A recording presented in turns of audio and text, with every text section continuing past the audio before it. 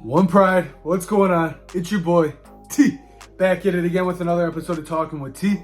And in today's episode, we're going to be recapping the Detroit Lions improving to 6-2 on Monday Night Football against the Las Vegas Raiders. It was a good game, a lot of mistakes to be cleaned up, but hey, we're 6-2, there's nothing to complain about. I don't want to hear none of those Lions fans calling in the 97-1 the ticket later saying, Jimmy Garoppolo could have hit Davante Adams and it's a completely different game, but he didn't. That's the same with Patrick Mahomes. When we played Patrick Mahomes, he could have hit all those receivers, but he didn't.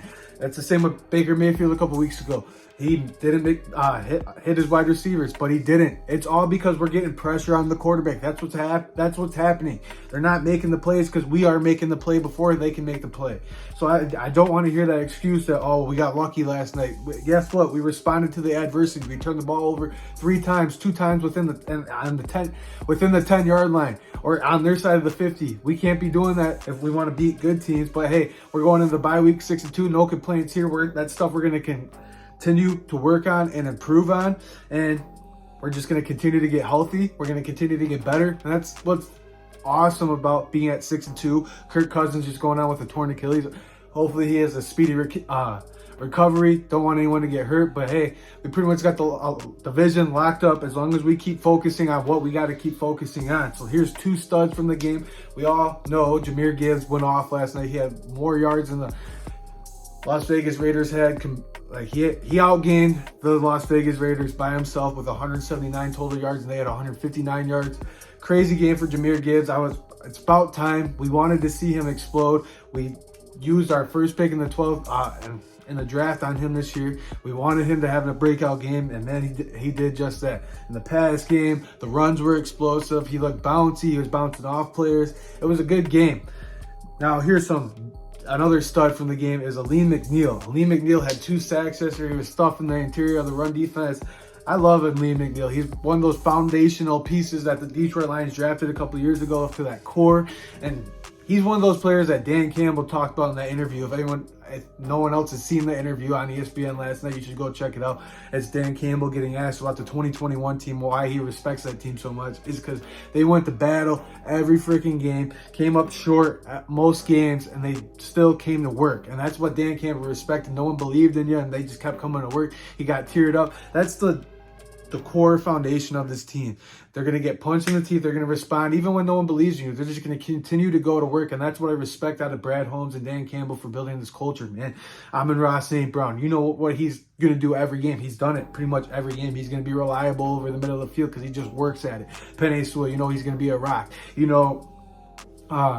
Alim McNeill, he's going to stuff the run. Who else is from that draft class? You got Malcolm Rodriguez. All these players that the Detroit Lions have drafted, that Brad Holmes has drafted ever since he's got in here, are just built to that culture, built to that foundation. It's just fun to watch come to fruition. Their dream, their focus, their mission. You can see it happening in front of your eyes, and it's a beautiful thing to see. Now, let's get into some duds from the game. Jared Goff, I'm not saying he's a dud from the game, but he has not been playing as good the last 2 weeks. Baltimore, he really stunk it up. This week, he was making mistakes. That pick 6 to Marcus Peters. I'm not worried about Jared Goff. He's just got to start playing a little bit better. I'm a little concerned with it, but hey, we got a bye week to get healthy. He's down 3 starting offensive linemen. That's something I got to remember. We were down 3 starting offensive linemen yesterday, so our offense is going to look a little iffy right now. Another dud from the game. Where's Aiden Hutchinson been, man? You got all these other guys getting sacks and whatnot. Where's Aiden Hutchinson been? I want more production. I know he's getting double team most plays, but still, man, go get a sack. Joey Bosa is going to get a sack. Nick Bosa is going to get a sack. Max Crosby's going to get a sack. Max Crosby was all over the place. I want more of our stars to make a piece. And now shout out to Kirby Joseph getting his first pick yesterday. Cam Sutton, Jerry Jacobs locking it down yesterday. The defense as a whole played really solid. They were shutting down the run other than that one drive where Josh Jacobs was running it down our throat, which sucks because I traded away Josh Jacobs a couple weeks ago in fantasy. But hey, we're 6-2 at the bye week. Nothing to complain about. I hope we go make a trade for somebody today. I hope we don't just stand pat. Even if we stand pat, well, I'll be fine. I'll be okay with it. But for right now, man, I want to go get Chase Young. I want to go get Max Crosby. I want to go get Pat Surtain. You hear all these rumors and you get all excited as a fan. But I know it takes 2 to tango to make an offer. So we'll have to see what happens with the Detroit Lions moving forward. But right now we're 6-2 at the bye. Nothing to complain about.